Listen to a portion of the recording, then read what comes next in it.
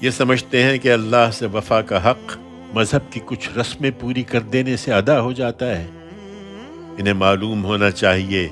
کہ اللہ کے ساتھ وفاداری صرف یہ نہیں کہ تم نے نماز میں اپنا رخ مشرق یا مغرب کی طرف کر لیا، بلکہ وفاداری تو ان کی وفاداری ہے جو پورے دل سے اللہ کو مانے اور قیامت کے دن کو مانے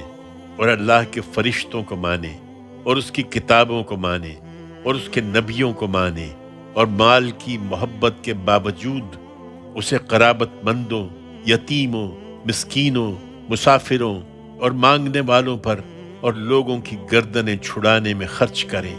اور نماز کا اہتمام کریں اور زکوٰۃ ادا کریں۔